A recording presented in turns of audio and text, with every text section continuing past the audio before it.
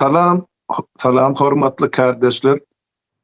Bugünkü meclisimizin oturuşunu bir wajib tema başlamakçı bolýar.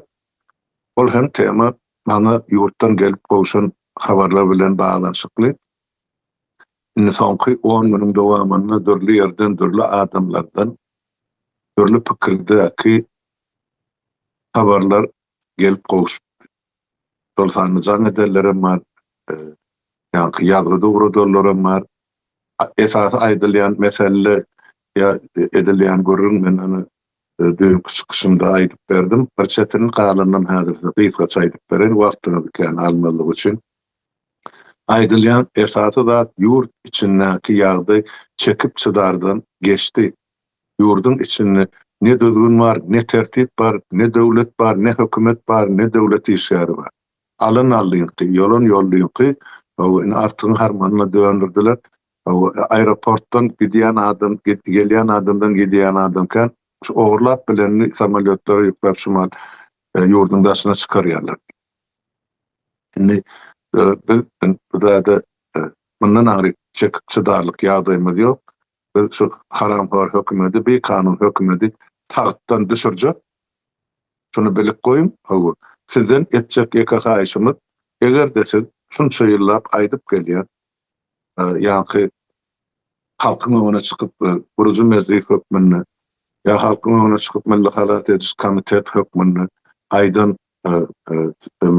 sözleriniz ýa ýetiren halkyň dikkatyna ýetiren mailnamalaryňyz, programmalaryňyz, maksatnamalaryňyz dogry şol duruşuna galýan bolsa we şonu öpçül etçeniz çyn bolsa şonu ýene bir gezek halkymyza düşnükli bolar ýa-ni ýene bir gezek öz mezliýetimizi aralyp maslahatlaşdanyp halk diňlese bizem eşitdik. Ertesi gün biz haçan ýa-ni görüşe başlan günimiz halk bilip orta çykarýar. Bilip hak gorumagy bize ýardam we kömek eder ýaly şertler ötmek üçin sizden haýyş edýär. Şunu öz mezliýet agdalaryňyz bilen aralyp maslahatlaşyp ol beýannamalaryňyzy, maksatnamalaryňyzy, programmalaryňyzy bir ýerde goýun, soň bölekler goýun ýa ýetişdirmäçe çalkanlygyň dikkatyna ýetirsen üçinçogy ýöne ýurdun içindäki ýagdaý ýa situasiýa gaty agyr çenden aşy agyr diýip aýtdylar. Şoň üçin şu gün ýene de ýüzlükdirle bir gerek şol men diýen çykyşym eşitip ýene de aýdan daglar bar üstüne goşmaça. Onam aýdyp bereýin, şunu diýdi ýetirseňiz, indi men size mezliýetiň agdalaryny hasabat berýär, şol aýdylan zady. Ýema eger köşkün goragçylary ýa-da Gurbangulyň emasi ýal ýakalary ýa polis mähkememi şolar elini ýaragan halkyň garşysyna çykjak bolsa biz şolar üstüne diýdi janymyza ýaman topuljakdyr we hasaplaşjakdyr. Halkyň garşysyna ýara gönderse şo ýaragyň içindäki ok golagy garşysyna da gönderilip bilinir, şonu duýdurmalar diýdi. İkinciden Reşit Meret'e berlen duýduş bar, o taýda onu maýdaň. Onda Daşary işler ministri täp Orstiýet bilen elmidam gatnaşykdy. Eýran bilen elmidam gatnaşykdy. Oňa diýilen zat eger diýdi biz häzir şol hakimeti tahtdan düşüremedi. Reşit Meret Orstiýetde ýene bir döwlete bize kömek edin diýip ýük tutsa, onu oň işi gaty erbet bor, onuň öňünden aýdýar. Daşary ýurtlaryň hiç biriň biziň döwletimizin, halkymyzyň içerki işine katlaşmagy hakkı we hukugy ýokdur. Onu biz Türkmenistan grajdanlar çözdýär diýip. Ine onun size kardeşler sizin dikkatyny ýetir. Bulan öňünden duýdurmagyň esasy bular artykmyş kan dökülmesini pedilýän hereketler ýa aýdylýan sözler. Olur aýdýa kan dökülse de biz arazi bizim başa çıkargamız yok, çağlarımızın geleceği yok diye. Şoň üçin biz soňuna çeldik için şol hakimiýetten tahtdan düşürjek. Düşüremeden soň atal oğlum sizin elinize tapşyryr, siz ondan halkyň öňünde näde suud edýän bolsaňyz, näme höküm çykarýan bolsaňyz, ene Guruji Mezlisiň özelindäki işler şol adatdan naşar ýagdaýda näme hereketler etmeli bolsa ýazyly zatlarymyz bar. Şoň esasynda hareket eder. Indi bizim gerdenmede näme düşýän gurucu meclis hökmüne Nokta Urayna Yedil bolýa-da ekrana çykanda sapara bilen en meclisin kuruluny 6 ýyl boldy diýip aýdyldy. Şu döwürde biz halkyň öňüne ýüzlerçe çykyş etdik. Etjek işlemimiz bardy, göz öňüne tutýan maksatlarymyz bardy. Onu bir adamyň kabul eden karary da, biz o kararlary kollektiwleýän, ýagny hemmämiň meclis agzasy bolup kabul etdik. Meclis bol. Meclis hem Milli Halaty Edis Guraman komitetiň döwreden birje bölegi. Kanuny nukdaý tarapdan işlemeli biz. İşlemän ýatan döwletde, konstitusiýa işlemän ýatan döwletde hökmany şertde meclis gurulýar. Ine şo biz meclis agzasy. Şol meclislerin arasy bozuldy, nesillerin arasy bozuldy, ýitdi diýip men aýdym, demelim ýöne ýerde iş nesiliň arasyny bozdular, aňykylar. Ýyly giderlik bolmasyn, atadan ogly, oğuldan aktygy maslahat, nasihat geçmesin, şo ýurdu nädip dolandyrmaly, nädip ýaşamaly, nädip işlemeli, nädip durmuş hormaly. Şo zatlardyň hökümetiň agzyna seret durýar, garap durýar etdiler bolar. Hökümet diýip atlandyrýan şoşodurlar üçin näki jenahatka tapar. Inni şolar bozuldy, bölündi, dargadyldy. Şol sany meňem wekilçilik eden parlamentim 1990-njy ýyl ýanwaryna saýlanan parlamentim 90-njy ýyl niýat ýatyrdy, dargatdy, şol özüne beregini döretdi, garat 170-120 etdi. Ýöne men begendirin bir zat bar, onu hormatly meclis agzalary senin dikkatyňe ýetirip, şu parlamentde oturan men bilen işleşip, iki sany kardeşim, maňa şu büyük çykysymdan soň jan edip ne aýdan sözleri hamra öz wagtyny öz halkymyza yetmeli borcumuzy ýerine dolu ýetirip bilmedik. Diktatura bizden güýçli çykdy, bizi ağladylar, molladylar, şolar ýaly altına atyp wada berdiler. Halka ýanky böyle sowur bilen Mercedes berjekdi, halkymyzyň ömrüni başga ýerine sowdur. Biz şo taýda etmeli, konstitusiýon borcumuzy ýerine ýetirip bilmedik. Inni bilen ýitirer zat ýok, janymyzy ortaga goýmaly bolsa biz taýýar, ýöne şu gelecekdi halkymyz üçin, ýaşlarymyz üçin ýaşarlyk täze Türkmenistany gurmagy elden gelen kömegimiz üçin janymyzy ortaga goýmaly bolsa biz taýýar. Iki adam mene düýünden mermen öňkü kardeşlerimden jan etdiler. Olara mene ýurda baramyzda, ýurda aramyzda görer.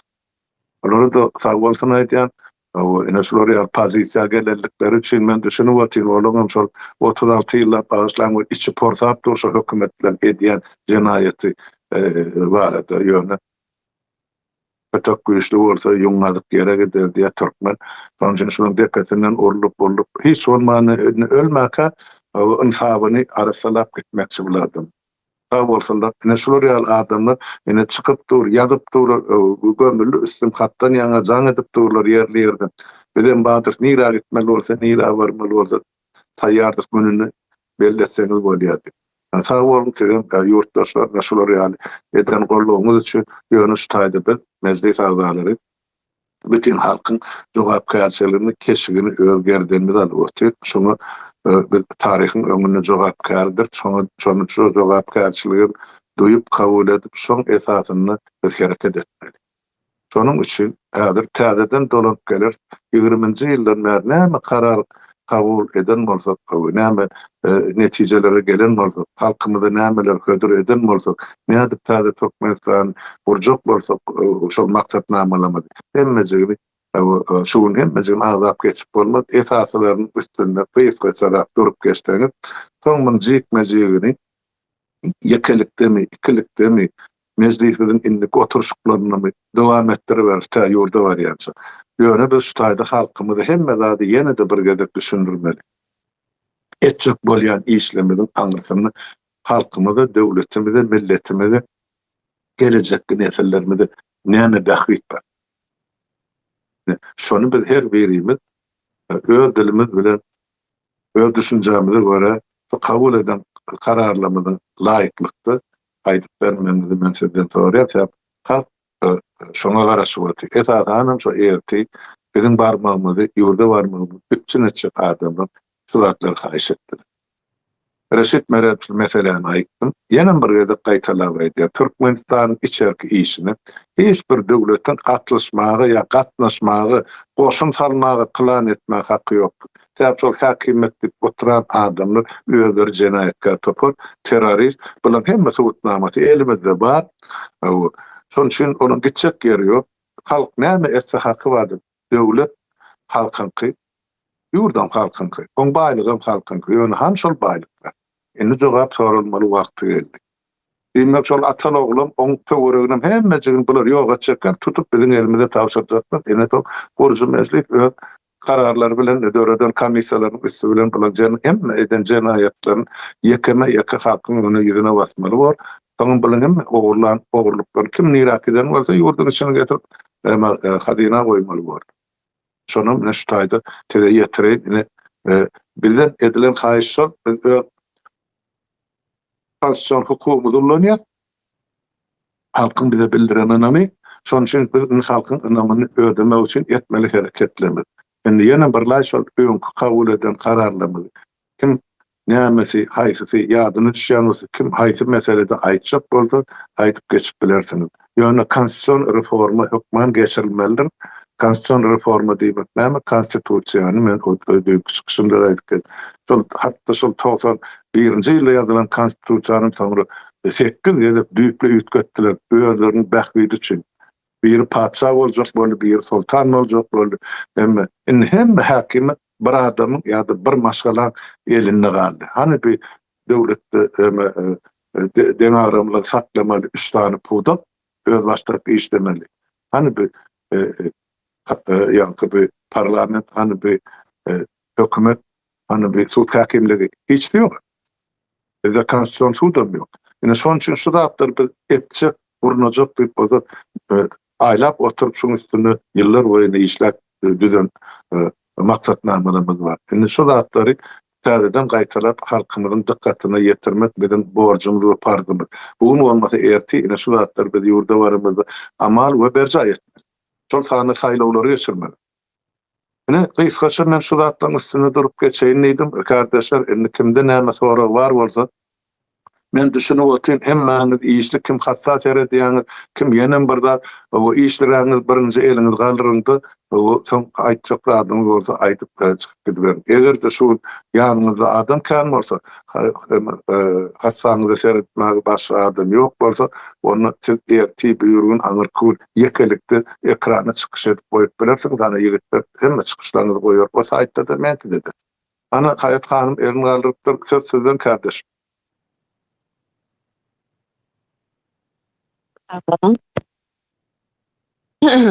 Bugün Türkmenistan dünyada türmelerde oturan adamların her 100 miňine gelýän sany boýunça 4-nji ýerde.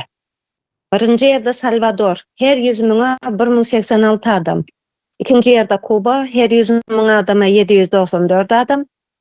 3-nji ýerde Ruanda, her 100 miňe 637 adam. 4-nji ýerde Türkmenistan, her 100 miňe 576 adam. Amerika, hatta Amerika bizden soň her 100 miň adamna 531 adam denk gelýär.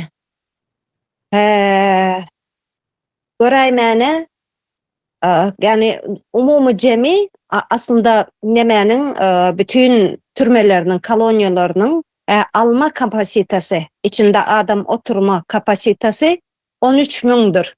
Ýöne biziň şu wagt türmelerde oturýarlar çaklama 35 miňden köp adamdyr. Bu bolsa 2,5 esse alyan kapasitesinden köpdür. Ve göräýmäne Türkmenistan bugün bir türme ýurdy. Milleten bir jenaýatkär ýurt ýanak görünýär. Ýöne bu beýle däldir. Türkmen milleti jenaýatkär däldir. Bu Türkmenistanyň içinde konstitusiýon guruluşynyň ýoklugy, bagymsyz suwdyň ýoklugy we Türkmenistany bir kara rejimiň basyp alanlygynyň nişanydyr, suwutnamasydyr. Indi aýtdym, ýani 13 miň adam almalydyr türmeler. Ýöne biziň türmelerde 35 miňden köp adam oturandyr. Meselem Daşovuzda Zenarların kolonyası vardır. Zenarlan oturyan 700 adam alıp bilme kapasitesi vardır. O yerde 2000'den gowrak ayal oturyandır. Seydidäki kolonyada 2100 adam alıp bilme kapasitesi vardır. Emma o yerde oturyan adamların sany 5700 adamdır. Bu türmelerin içinde, yani bunu Türkmene bizim türmeleri düşündürmeye gerek geldir. Sebebi iki maşgalanın biri türmelerin içinden geçendir. Ve esasanım ayarlar türmesinin üstünde durmak isteyen, yani aytışmayanak 700 adamlık türmenin içinde 2000'den gowrak zenan oturyandır.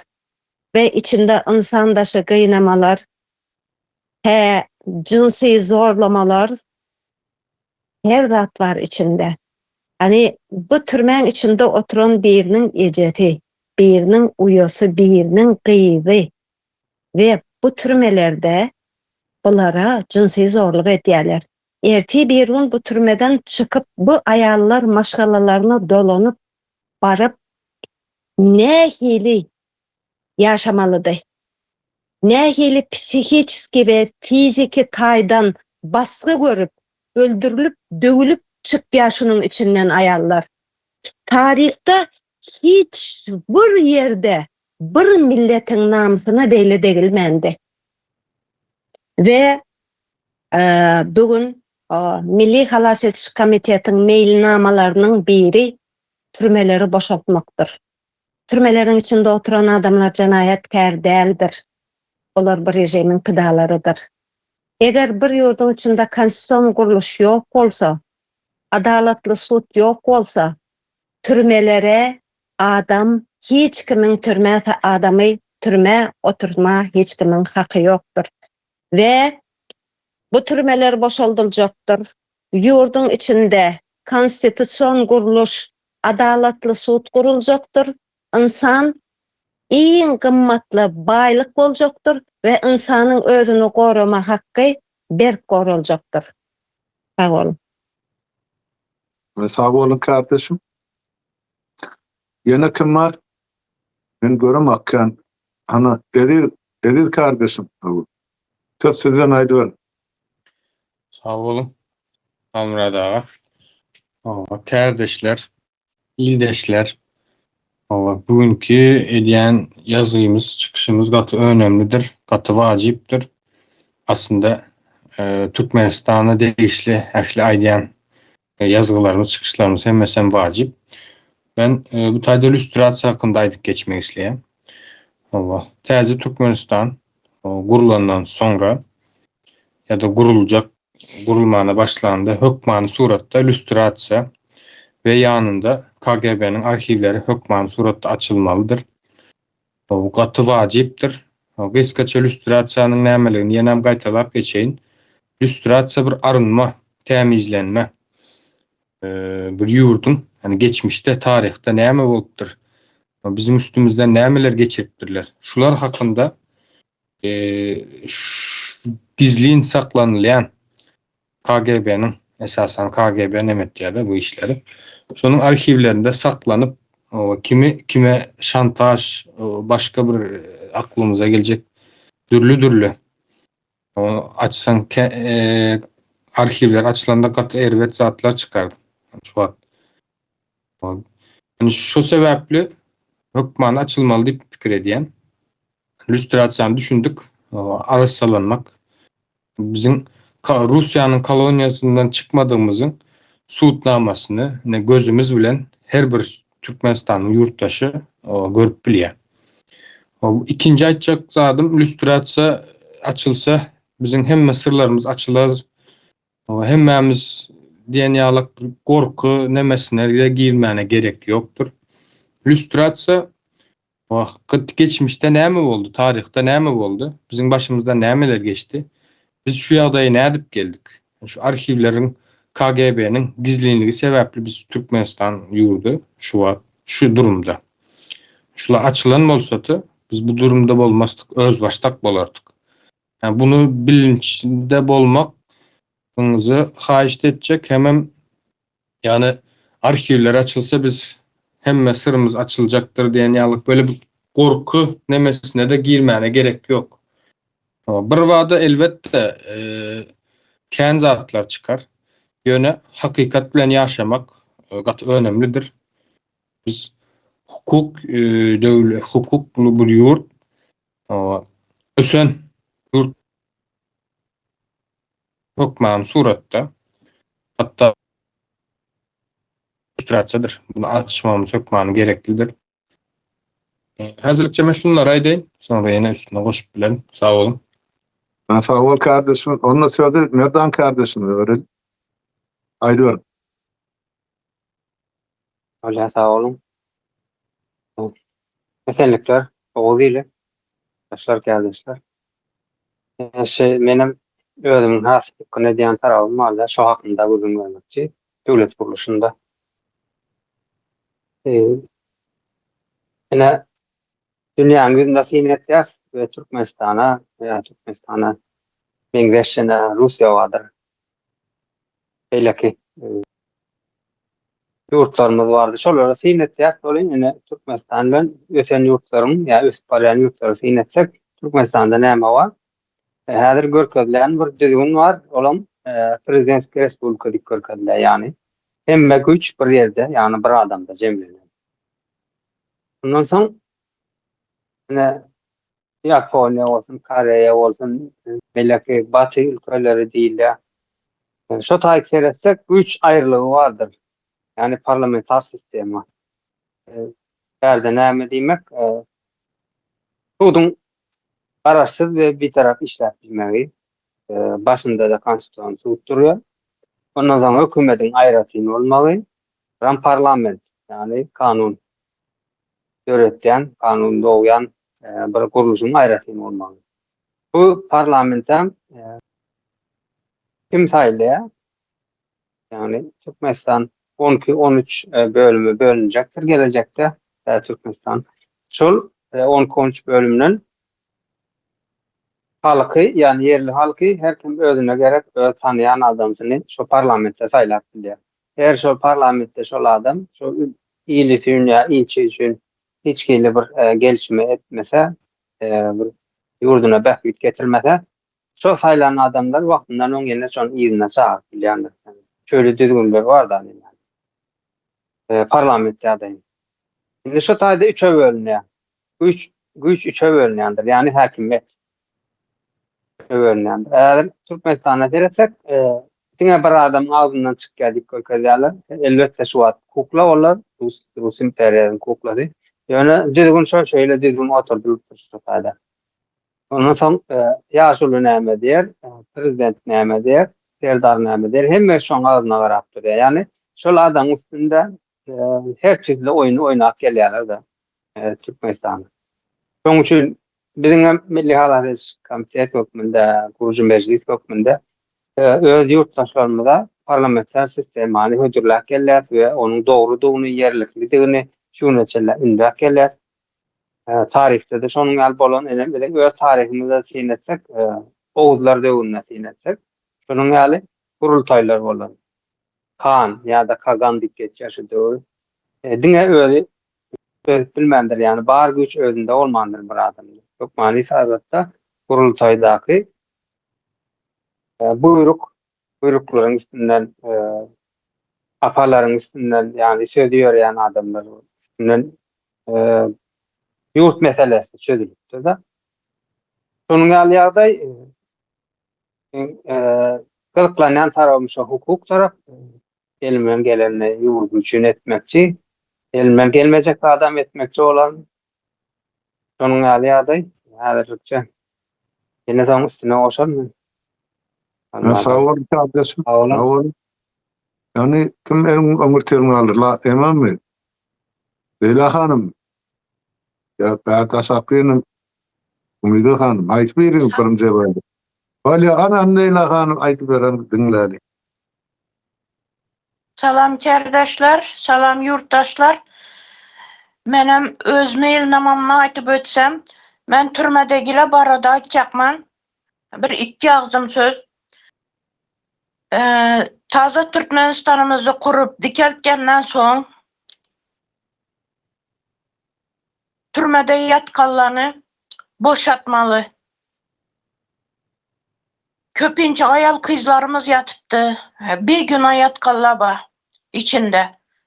Anı zarar görüp şundin baskı astında kesel tapkan nelerimiz var. Hemme hapishanalarda, hemme türmelerdegiler. Ha erkek bolsun, ha ayal kızlarının nesi bolsun, türmesi bolsun, hemmeşkinde zarar görüp kesel tapkallaba. Şulanı boşatıp, türmeden boşatıp bularını nesiz, hücretsiz dediler. Töleksiz doktorlara qaratmalı, hastaxanalara. Şundin hakkı başılarını çıkkandan son töleksiz ne almaka, ne dediler, liçenya almaka hakkı var. Öz hak hukuklarını talep etmeke de hakkı var. Azat erkin yaşamaka hakkı var. Halkımızı hakkı var. Yurtumuzunu hemme nesinde, budaklarında öz nesini aytmak adam hakkı var. Şulanı aytayım dedim, sağ bolun, bu meni mailnamam kıskaça. Sağ olun kardeşim. Ananı Umida Hanım'a söz verelim. Hiç yaxşı kardeşler, yurttaşlar. Milli Halas Ediş Komitetimizin en vacip mailnamalarından biri sosyal üçüncülüktür ve sosyal taydan yardım verilmeyi. Təzə Türkmenistan güçlü cemiyet, adalatlı durmuş. Hormatlı yurttaşlar, devletin hakiki gücü dine iktisadi görkeziciler bilen ölçenmeyer. Güçlü devlet öz halkının yaşayış derecesini yukarılandırırlar ve her bir yurttaşa denk mümkünçülük törediyen ve hiç kimi kıyın gününe yalnız koymayan devlettir. Təzə Türkmenistan baradaki düşüncemiz dine Türkmenistan təzə binalar ya da təzə taslamalar bilen çeklenmeli değildir. Hakiki təzəlik adamların gündelik durmuşunda duyulmalıdır. Her bir maşkala, her bir yaş, her bir pensioner, her bir mayıplığı bolan adam, her bir ene ve çağa devletin sosyal gorağına duymağa haklıdır. Şunun için hem giremli sosyal reformalar zerurdur. İlki bilen her bir çağa kemillik yaşına yetiyence devlet tarafından izgiderli sosyal golda verilmelidir. Sebebi çağlar goyulanmaya, goyum yurdun geleceğine goyan maya goyumudur. İkinciden pensionerlerin pensiyaları yaşayış çıktacılarına layık derecede izgiderli gözden geçirilmelidir. Uzak yıllap zahmet çeken adamların garılık dövrünü asuda ve abraylı yaşamaya hukuku vardır. Üçüncüden mayıplığı bolan yurttaşlar için el yeterli sağlığı, gorayış, bilim, iş mümkünçülükleri ve değişli sosyal kömek cingildirilmelidir. Cemiyetin ösüşü ehli adamların mümkünçülüklerinden faydalanıp bilmeye bağlıdır. Dördüncüden köp çağılı, pes girdicili ve kın durmuş yağdayındaki maşgalalar için açıçan ve adalatlı sosyal kömek ulgamı döredilmelidir. Beşinciden yaşların bilim almağına, hüner öğrenmeyine, yaşayış cayına ve ilkinci iş mümkünçülüklerine golda veren maksatnamalar östürülmelidir. Yaşlar yurdun geleceğidir. Şeyle hem yukarı hili sağlığı, gorayış ve bilim hizmetleri ehli yurttaşlar için has el yeterli olmalıdır. Adamın yaşayan yerinde ya da maddi yağdayına qaramazdan esası hizmetlerden faydalanmağa mümkünçülük olmalıdır. Sosyal siyasetin esası maksadı dine kömek vermeli der. Eysem her bir yurttaşa öz mümkünçülüklerini durmuşa geçirmeye şart öğretmektir. Adalatlı, açıçan ve insan merkezli dolandırış cemiyetinin devlete bolan unamını puhtalandırıyor. Biz şeyle Türkmenistan'ın kurulmağını isteyeriz. Çağların baxtlı ösen, yaşların geleceğe unam bilen garayan, pensionerlerin hormatlanyan, zahmetin qadır qımmatını bilyen ve her bir yurttaşın özüne xopsuz duyan Türkmenistan isteyeriz. Güçlü devlet, güçlü cemiyetten başlanýar. Güçlü cemiyet bolsa, adalat, deň mümkinçilikler we insan mertebesine hormat goýulan yerden döreýär. Türkmenistanyň geleceği her bir yurttaşyň abadançylygy bilen berk baglydyr. Şol sebäpli hem sosial reformalar diňe şu gün üçin däl, eýsem gelecek nesiller üçin hem zerurdur. Sağ olun, şurada sözümü cemledim. Sağ olun kardeşim. Başka kim var? Eriden kaldım. Öyle. Sizden kardeşim. Haydi ver. Sağ olun Halmurad ağa. Yani lüstrasiya hakkındaydık geçtiğimde. Lüstrasiya geçirmeden hukuku da dikeldip bilmeyendir. Buna maydık geçmek isteyen üstünde durup. Sebebi geçmişte näme bolanyny bilmeyen, kimin kimligini bilmeden hukuku dikeltme mümkinçiligimiz yoktur. Şu wagt kardeşlerimin aydık geçýän türmeler hakkında aydılık geçildi. Sosyal üçüncülük ve meclis diýen ýaly başka da aydılacaklar vardır. Bunların hemmesi biri bilen bağlanşyklydyr. Aslında ayrı değildir. Sebebi lüstrasiya geçirilmeli, hukuk dikeldilmeli, toprak reforması geçirilmeli, halka yurt topraklar paýlap bermeli. O meclis kurulmalı. Ondan sonra halk öz yurdunun içinde söz eýesi bolmalı. Yani yurdu halk yönetmeli. Öz sayılan deputatlarının üstü bilen. Yani şu şekilde bir yurt kurulacaktır. Yurt kurulmalıdır. Hökmanıdır. Bundan aňary başka yolumuz yok. Bu ansat bolar, kıyın bolar bilmedim. Yani bu hökman suratda kurulmalıdır. Üstesine tribunal getirilmelidir. Yani lüstrasiya geçirilende günahliler, cinayetkarlar, cinayetsizler diýen ýaly bulara aýyr-saýyr etmemiz üçin hukuky dikeldip tribunal geçirilmeli hökman suratda. Ondan başka da lüstrasiya geçirilen yurtlar hakkında kıskaça ýatladyk geçmek isleyen Pribaltika yurtları esasen Estonya, Letonya, Litvanya vardır. Ondan sonra Çekya, Polşa diýilýär, Polonya, Germaniýanyň ýarysy bölünüp sonradan birikdi. Başka da bar. Umuman aýtjak bolýanym bu yurtlar lüstrasiya geçirdi ve şu wagt bolmalysy ýaly halkyň emesi üçin, geleceği üçin, halkyň refahy üçin halkyň ýaşap biljegi bir yurtlara öwrüldi de. Geçirilmedik yurtlara da nemedik bilersiniz, seredip bilersiniz. Men häzirlikçe şunu aýdyp geçeýin, sağ olun. Sağ olun kardeşim. Gene bir elini alır ya. Abdurrahman kim o? Bayram. Aha. Kardeşim. Bayram sizden haydi ver. İçaçı kardeşler, ildeşler. Benim şu yer su reforması var geçecektim.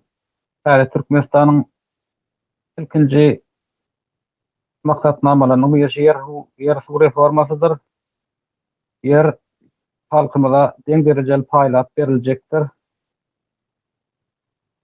Ekin meýdanlary aýhallarymyza paýlap beriljekdir. Onu islen ekin ekip bilenler häzirki ýagdaýda paxta buğday diýen örkelme bolmaýjakdyr.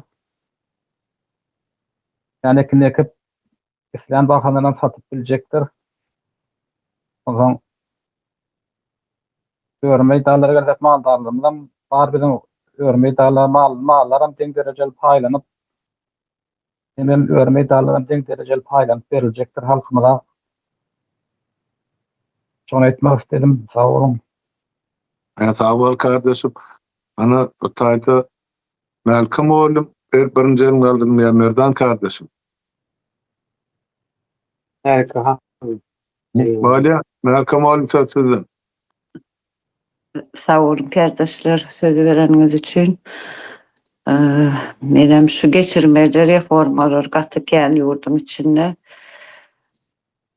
esası bu rejimin pidalarının biri olup yurdun geleceği olan neslimizin devamatı olan çağalar katı ünsün kaçırıldı. Şoň üçin bu da uly hökmany geçirilmeleri reformaların biri diýip düşünýän çağalara ösen döwletlerde nähili bilim berilýän nähili saglygy bilen gyzyklanýan ortalar bizim ýurdumyzda da şol artlar hökman edilmeli bu taýda ýeke sanap oturmaýan soň ýene bir gepleşikde giňişleýinem aýdyp berer. Türkmenistanda hemmämiziň bilşimiz ýaly çagalar üçin hiç hili sosial hyzmatlar berilen ok, saglyk tarapam şeýle seredilen ok, gaty ünsden soňlan gaçan çagalarymyzyň ýagdaýy. Şoň üçin hem muňa meňzeş guramalaram ýok, sosial üçinçilik bilim ol ady-bada özü ýok. Şoň üçin hem çagalara biz meclisimiz tarapyndan buna karar aldık.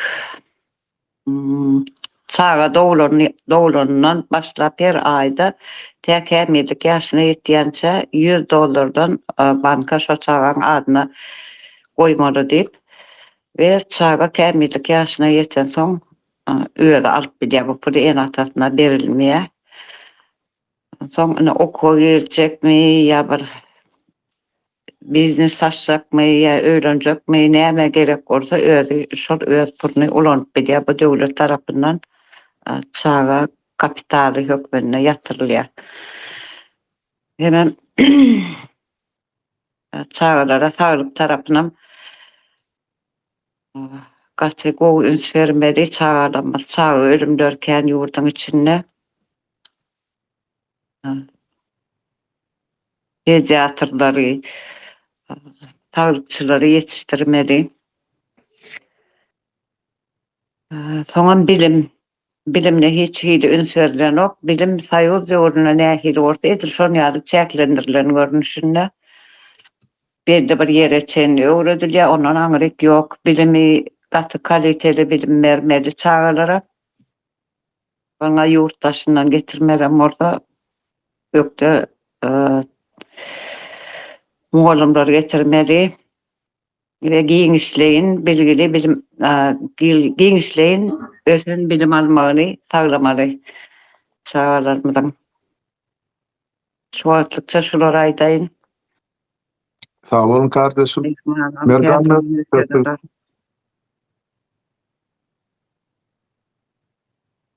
Sağ olun. Saýdam bilemem ýaklaşyk bolanda.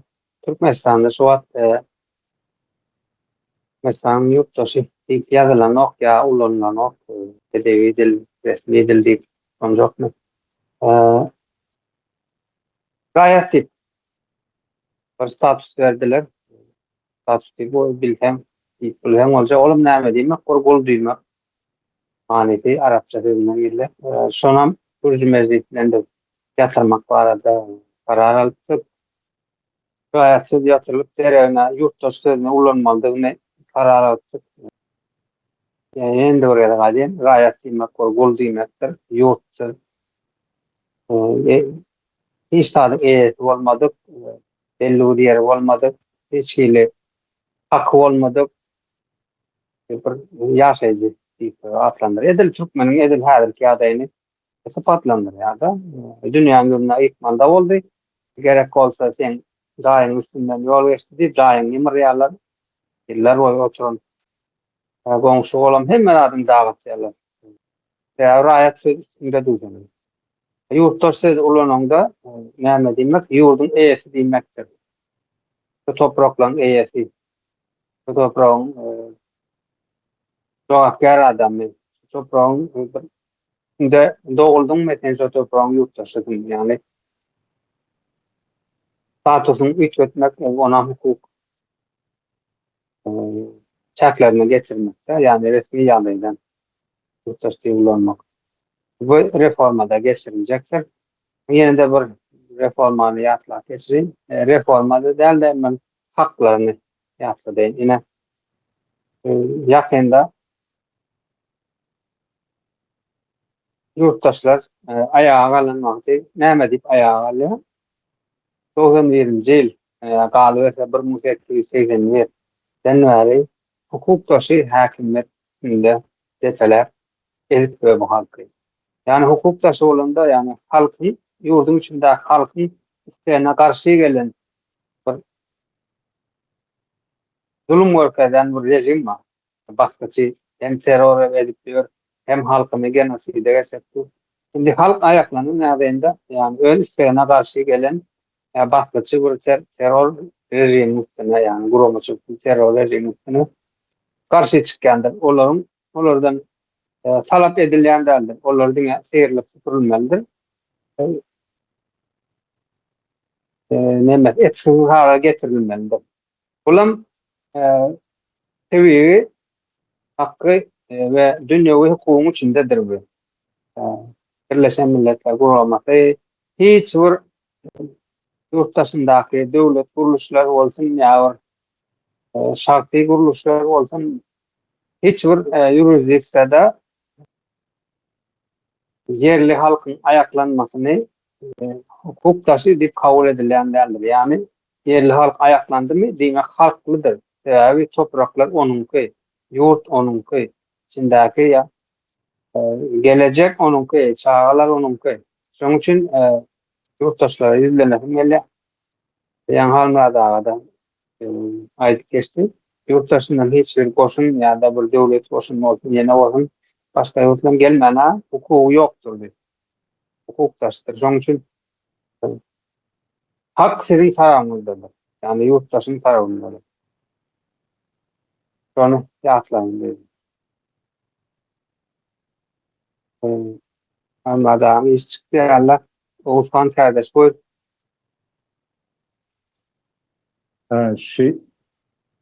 Salam kardeşler. Salam Oğudili. Türmedäki oturullar vardır. Şular hemmeti boşadylmalydyr. Bir de türme muzey bolmalydyr. Şu muzey bolmadan halkyň ýüregindäki gorky aýrylýan däldir. Halkdan gorkuýuny aýyrmak üçin KGB'niň jaýlary, edaralary, bir de türmeler hemmeti muzeýe öwürilmelidir. Bir de yurttaşyna çağalar üçin siyasi emmezady açyk bolmalydyr. Kitaplary yurttaşyndan getirilip terjime edilmelidir. Gelecekte nesiller üçin bir yurt kurulýa, täze Türkmenistan. Bulam yurdun geljegi üçin gurulmalydyr. Nesillerimiz üçin. Çağalarymız yurdun baýlygydyr. Gelecek nesiller üçin bu täze Türkmenistan gurulýandyr. Şoňa da halk goşulmalydyr. Her kim öz çağasynyň gelejegini düşünmelidir. Biz enemiz atamız bize hiç zat koymadılar. Biz çağalarymyz üçin bir yurt kuralım. Bir yurt koyup gidelim. Şonuň üçin täze Türkmenistan gurulýandyr. Munam halk bilmelidir. Bilibem bu işe elini çermäp girmelidir. Sağ olun. Sağ olun kardeşim. Ana yine Malcolm oğlum ben kaldıktı. Kardeşim sözsüzden. Sağ olun. Benim şu taýda nämäni aýdyp geçecek bolan biz häzir 5 sany vilayata böldünen indi biz täze Türkmenistanda 13 sany il bolmaly diýip demetdik, karar aldyk. 13 ilim öz içinde ilçelerim owalara bölünüp geçýär. Şunu owa dik geçmeler, owa yerlerinde de mektepler, sadyklar hepmeti bolmaly, diňjar şeherleri, parklar bolmaly. İlçelerde de şon ýaly ne diyecektim? Diňjar şeherleri, sport meydançaları, kitapxanalar, umuman şehirde näme ilde, ilçede näme bar bolsa şo zatlar owalarda da bolmaly, poliklinikalar, saglyk ojaklary bolmaly, hastahanalar hem gurulmaly. Sebebi hastany owadan tä şeheri alyp barýançaň, o skor gelýänçe o hasta ölýär. Şoň ýaly zeruriýetlik ýüze çykan wagty hastahana hem bolsun, diňjar şeherler hem bolsun, restoranlar hem bolsun, toý tomu etmek üçin şo zatlarym üçün edilmeli.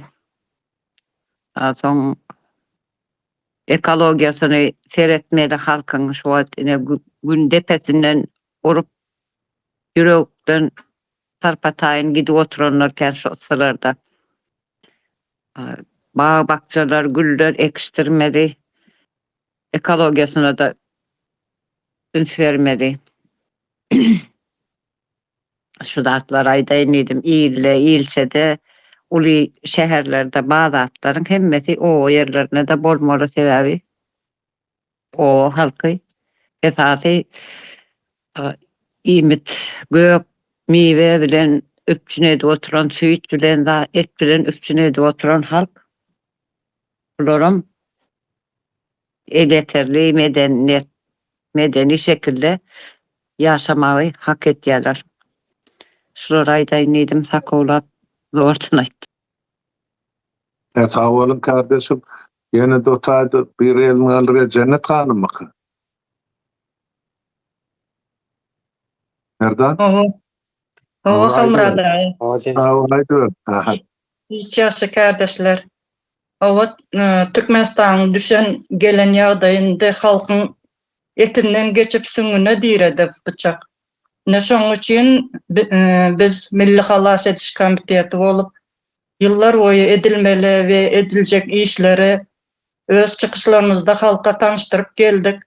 Şol sanda da köp kararlar alındı kurucu meclis hökmünde. Mesela şu hazırki sistemanı öwürmeli. 140 yıl devam eden kolonyal sistemanı.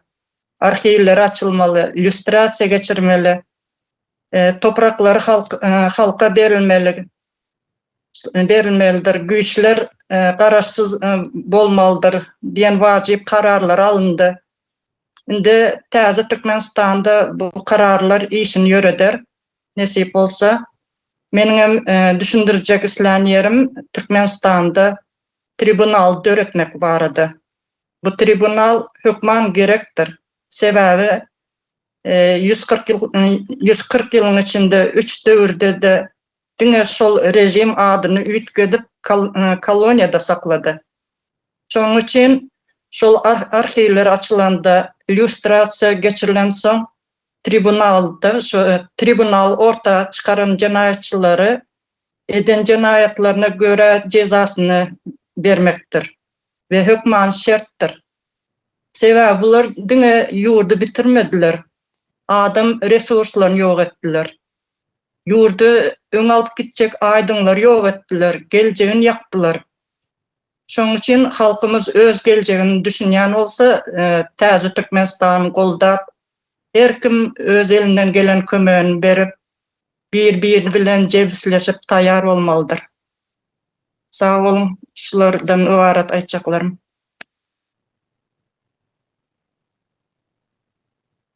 Sağ olun kardeşim. Başka söz alacak var mı kardeşler? Ya olmasa şu yerde hazırlıkçı tamamlayın. Aha, ben görüm bak. Böyle kim ele aldırılmalıysa? Leyla hanım elini aldırır. Sağ bolun. Menem çağalar barada, mayıp çağalar barada mailnamama aýtyp çekedim. Mayıp çağalar hücretsiz hastahanalarda ne etmeli? Liçeňe almalı. Mayıp çağalara yardım edip taza Türkmenistan'da joy berilmeli. Mayıplıkına göre iş nesini üpçün etmeli, hüner örgetmeli. Ücretsiz. Osuram çağalar mektebe aparılıp getirilgende ücretsiz, töleksiz avtobuslarda aparıp getirilmeli. 5. sınıfa çelli çağalara ücretsiz, töleksiz yemek içmek verilmeli. Ondan sonra lagerlerini üpçünet vermeli. Ücretsiz. Her uça cevapa çıkkalarında ata-anası bilen atası ya da anası bilen başka yurtlara gezip Bulanı şundan başka yurtlarının näsini görüp ürgenmek için yol açıp bermeli. Ana şularını aytayım dedim. Sağ bolun. Hali yeniden izini devam ettiremeyecek alanı. Sizem sağ olun kardeşim. Üstayda cennet kanıtı elinizi yatırdınız mı ya yenim söz alacağım.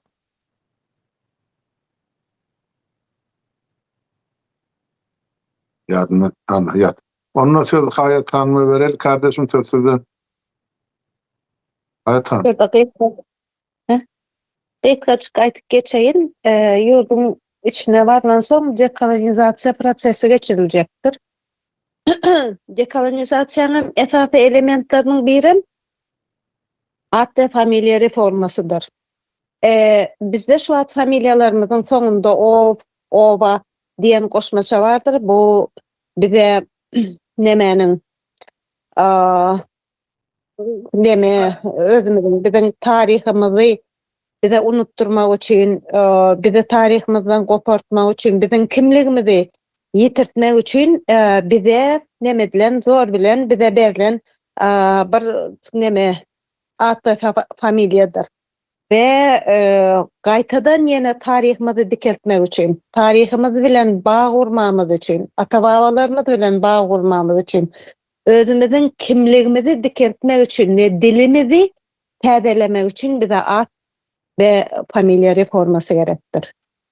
Ve müherin esası nemelerinin, mailnamalarının biri ad ve familya reformasıdır. Sağ olun. Sağ olun kardeşim. Başka kim var? Söz alacak. Aşul Hanım. Aşul Hanım. Sen göremez. Aşul Hanım buyurun.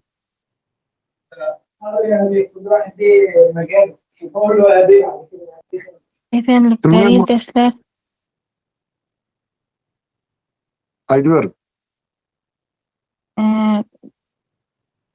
Komitetimizin mailnama ve meclis kararlarımızın biri de adam kımmatlıklarını göz önünde tutyan konstitusiya reforması. Yurdumuzda yaşap beren halkımızın hiçbirinin de konstitusiya kanundan, adam hukuklarından habari yok. Konstitusiyamızda adam hukuklar barada gowzatlar ýazylypdyr. Ýöne özümem konstitusiya kanun näme bilmeýärdim. Konstitusiýany öwrenip her ýerde ýolda ýüremek, işte işlemek, hakyň öýüňde ýaşamak, hakyň hemme zady öwrenip bolýan eken. Ýöne hakyny talap etmesin diýip konstitusiýany öwredilmeýär.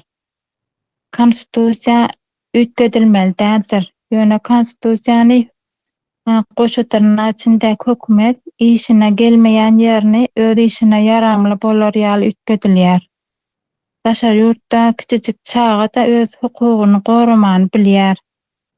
Görüp gören zatlarymyz mesela çağa öz çağa meni gezdirjekdiň, gowy giyindirjekdiň, meniň pikirimi dinlemäge borçlusyň diýip ena atasyna ýüzlenip bilýär. Bizde adam kımmatlyklaryny, hukuklaryny gorayan gowy bir konstitusiýa ýazmaly we ol konstitusiýany dogry we dürüst işletjek adamlar bilen işlemeli. Şeýdip täze bir Türkmenistan Cumhuriýetini gurup bileriz. Sağ olun, sözüm jemledim. Sağ olun kardeşim. Aha Merdan kardeşim söz sizden haydi verin. Üstada delegat geçen Gurç meziyet yurdun içine baran son yurdun içinde adattan daşary ýagdaý ýylan etjekdir. Olam näme üçin ýylan edilmeli? Ýa-da guruljak Cumhuriýetiň öňüne alınmaz ýaly kapitaldan Rus ayaklary, yani imperiýanyň ayaklary hiç gelip badak kalmaz ýaly içeriden daşardan Cumhuriýetiň dikelmeginiň ýa-da respublikanyň dikelmeginiň ýa-da düzgün gelmeginiň öňüne alyp biljek her türlü hoplaryň öňüne almak üçin adatdan daşalýardy.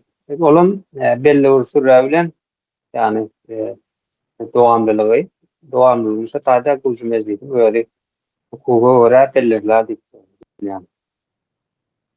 Olar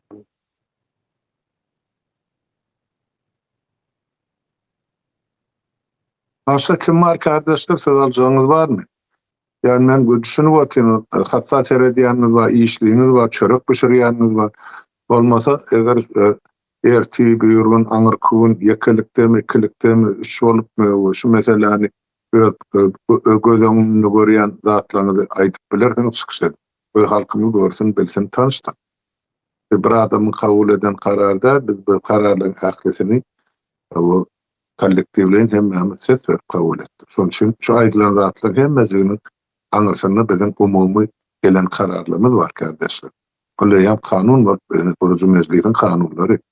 Sonu hökmän şertlerine halkymyza ýetirmelik ýene bir gezek kädir. Bunu ýetirýär, ýurtdaşlarymyň dikkatyny goý, görsünler, dinlesinler, öwrensinler. Nämeler etmekçi bolýar?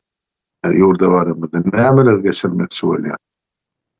Şu sizin aýdan sözleriňiziň aňyrsyny ýatan gaty uly millet aladasy, ýurda aladasy, halk aladasy, çağılan aladasy, gelecek nesiller aladasy ýatyr, görnüp duranda. Yani şonu üptün etmek için bir yerde bir adımdan birikmesi ve şolaryň göz arasynda o gelinen kararyny köpçülüge ýetirmek derur bolan ene Gurucu Meclis. Yani şuň çıkışymyň aşagyny ýurtdaşlarymyzdan etjek haýsym ýazın öz pikirlerinizi näme pikirde? Erti siz gatnaşmaga taýýarmy öz ýurdumuzy halas etmäge? Ýa-da kölege de ýatjakmy ýene de 35 ýylda. Ene şu mesele meni gyzyklandyrýar. Ene häzir ýazylyr da ýurdumyz üçin bizini hökmän şartda biz rejimi çalyşjak. Siz gelin ana şol gurjak bolýan meclisimiz bilen o täze Türkmenistany gurun biz elden gelen ähli kömegi we ýardam edelim diýip. Olar ederim, ben düşünüp oturuyorum. Biz özümüz halkımızdan sorulmalı. Siz halk bolup şu zatlara taýýar mı? Siz şu erti orta çıksak ya köçe çıksak ýigitleri gollamaga taýýar mı? Ine biz şu zatları bilesimiz gelýär. Çıkarıp ýöne halk ýöne bir-biriniň ýüzüne seredip otursa onuň boljak geldi. Bir bölük ýigitleri oda berip oda ýakyp soň galanýyz ýene oturjakmy çoýunup. Ana 90-njy ýylyň iýul wakasynda Aşgabatyň Hitrokatyn hem köşe obasynyň ýigitleri, ýaş ýigitlerini 300-den gowrak oglan köçe çykdy. Abdukulyň tapşyrygy boýunça öz hak hukuklaryny talap etmek. Ben şu Aşgabatda ýaşaýan şol döwürki 700 000 owaly adam. Näçe şol oglanlar gollamady? Hemmesini ýakdylar, ýumurdylar, ýok etdiler, türmelere basdylar. Hiç bir zat bolmadyk gädi. Olaglarlaryň borçy däl bütün halkyň aladasyny öz jarlaryny pida etmek. Ýöne şu tapar çykyş edýän ýigitler olar biz jarlygy ortaga goýma taýýar, şonam eder. Ýöne bir Türkmenistany üýtgeçip rejim çalyşyp, bu täze Türkmenistanyň öňe sürýän ýa bizim meclisimiziň we Milli Halat Komitetining öňe sürýän teklipleri we beýanatlary, maksatnamalary bize bizim gözüňde tutýan Türkmenistanyňda gawat gelýär. Biz şu zatlar sizi amal etmäge ýurdun içinde şert döretjek diýip bize ýüzlendiler. Şoň üçin biz häzir şu taýda meclis bolup halka ýüzlenýär. Sizem şol ýigitleri, şol gyýlary orta çykjak adamlar eşden ýeriňizden hak hukukyňyz üçin gollamagy, köçe çykmagy, hakimlikler öňüne barmagy täze Türkmenistany gurmagy aktyw gatnaşmagyňyz zerur. Şonu aýdaýyn. Bulara geler özlereder, näme gurýan bolsalar göreli, bizim közdüýür soň görersiz ol kömsüklik bolýar ýurtdaşlar onu aýdaýyn staýdy. Biriniň janyny oda ýakyp özüňize oduny çoýunjak bolsaň Türkmene gelişik häsiýetler şonu dogry düşünüp.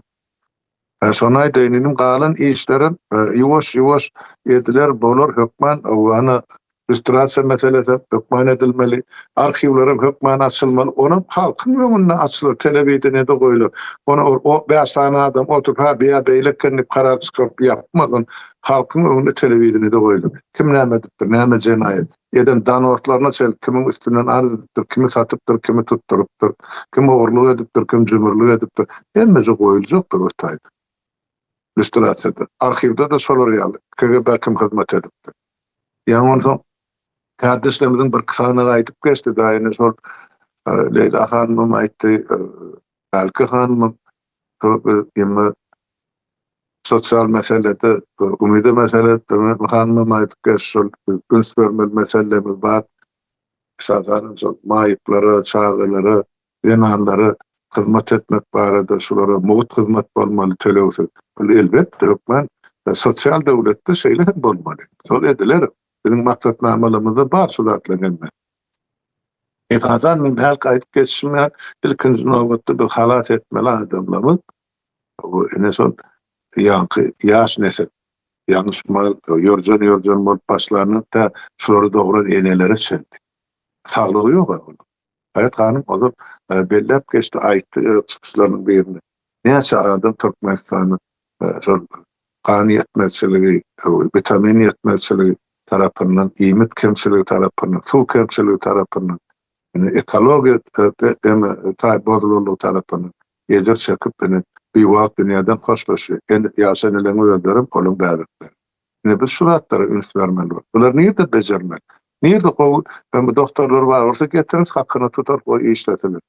Ýa-da ýa-da Krasnoyarskda gurulan, awada da gurulan ol milliard dollarlyk binalar bar. Şolar hemmesini şolar hyzmatyna bermeli. Çağalan, eneler we pensionerler. Oy bulara ödüyorum varsın şolar. Ýylym kaýşalyň dakbydan işlemeli. Şo ýerde medisina merkezleri açylmaly. Her bir şumal atellik görürler. Türlü gurdu. Sağlık keselleri uğrundan, genel keselleri uğrundan, karıları, kömek uğrundan kesellerini becerme, o şu tayda hizmet ettiler. Pöwridetinem bulan karan toplumun elinden gaňry var, halka tavşyrmak. O tayda da tomuz çağırır deyin zarsın. Biz o çağırlardan birini täze Türkmenistan'ın razdarlarını ya da yurttaşların, vatandaşlarını öğretmeli. Borlu olur bazılarda tileşki tetlep görmeseler, bizim halkımız böyle milletlerde hiçbir kem yeri yok. Yani Türkmen talap vardı, inne olmadığını, şeydir bizim halkımız yarısı kuvvetiydi. Yani geleceğimiz yaxşıdır, şunu önemli bir bercay edersem, ne mesaj öğrenmezsek, şunu hem halkımız ünlüdük dur bercay eder. Ta olun aydan pikirleriniz için kardeşler, bu gurumun başıdır, hareketin başıdır. Yekilikte, istan yerinizde, öz sahipanızda mı, TikTok'ta mı, İmo'da mı, zannedik bir yurdun içine aydiyanız mı?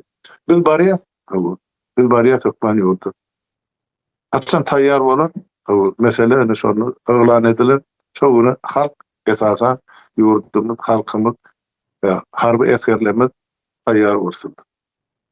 Hükümet diýilýän jenaýatkar topar goýarlar, size de aňyrdan duýdurşyly. Eger şu halkyň çykyşyny böwet bolsaňyz, sizin hiç biriňiz sylanjak gal, onu maýdy. Eger şolary ýara çeneljek bolsa, şo ýara öýdüňize çeneljakdyr. Şunu unutmaň. Polisler size de şu meselede mehkemelere köşk goýarlar. Reşit Meredov da aňyrda uğradylan talapnamany maýdyp berdi. Daşary ýurtdan hiç bir hökümet ýa goşun gelip Türkmenistanyň içerki işine gatnaşmagy haky ýokdur. Bir bilen 1995-1995 ýyllar ulanyp gelýän bir taraplyk statusy ol hiç bir zat. Ol diňe edip oturan jenaýatlaryň üstüne basmak, gömmek, ýaşyrmak üçin ullanylýan perde. Oň aňyrsyny halka, millete, devlete, Birleşen Milletler Guramasyna olan çıkaran kanunlaryny boyun bolun ya boljak ya hormat goýan Türkmenistanyň hökümet ya devlet yol başçylary diýip aýtman şo wezipler basyp alan adamlarda hiçbir hili duýgudaşlygym ýok, berjay etmek niýetlerim ýok. Şonuň üçin olur bir kanun hakimiyeti basyp alanlar, bir kanun adamlary kürsüde oturmak hakkı ýokdur. Haýsy nahili ýol bilen halk aýrýan bolsa hakkı bardyr. Birleşen Milletler Guramasynyň insan hukuklary barada deklarasiýasynyň giriş sözüni, ýagny preambulasyny ýazylgydyr. Ähli hak hukuklary elinden alınan milletin gowgalygyna galmagy hakkı bardyr. Ine şol hakkı ullanmaga da şol hemmemize gerek geldi ýa ýeri geldi. Bir döwür geldi. Ýani şol düşünülýär şulatlan gerekdigini, zerurlygyny. Şonuň üçin Siz halk bolup öz hakkınızdan, öz hukukunuzdan peýdalama dol haklısın. Hiç kimse barmak çamurtmaya edenini dälime hakkı ýokdur. Şonu diýen adam öz jenatkar. Ene men de şu taýda durýan, ýöne dowam etdirip bu gurulçylyk söhbetleşip bir kabul eden kararlamada hemmesklat bar. O keminany ogurlamak edenden bolsalar öňe süren ideýalar biziň aramyzda kabul edilen kararlarda ýaşap otur. Sağolun sağlıkta görüşelim kardeşler, indiki yapleşiklere şelli. Hemmäňiziň öýüňize saglyk ýurtdaşlar. Ýazyň aşagyny öz pikirlerinizi siz näme pikirler? Nähil görýän? Nädil sapal bolsa? Özüňiz gatnaşmaga razymy şu işlerde? Maňa ýazyp durarlar, jaňa diýerler bir aýraty, ol privat ýa şahsy ýazyldy. Kommentlerde ýazyn. Bire jaň edin, aýdyn. Şu zatlara taýýar bolun. Men ýöne köýer aýdamak näçe ýyl bar, orluklary da öğrendim. Ene şol orluklar sizin geleceğinizin gorşawydyr, sizin goragyňyzdyr, sizin durmuşyňyzy öpçün etjek ene şular ýaly size peýda berjek guramadyr. Şol orluklar. Odur hemme ýerde sizi halka gorkazjak, siz bilen bilerekde öz hakkyňyz üçin görüşjekler. Men şunu aýdaýyn, gysgaça men sözümi uzaldyp oturmaýyn, wagtdan bir çän barly. Eger şuň çykyş etmäge mümkinçilik tapmadyk kardeşlerimiz, sizem öz pikirlerinizi aýratylykda aýdyp bilersiňiz. Tagwalyň aýdan pikirleriniz üçin indiki dostluklarymyza çeldi tabaty.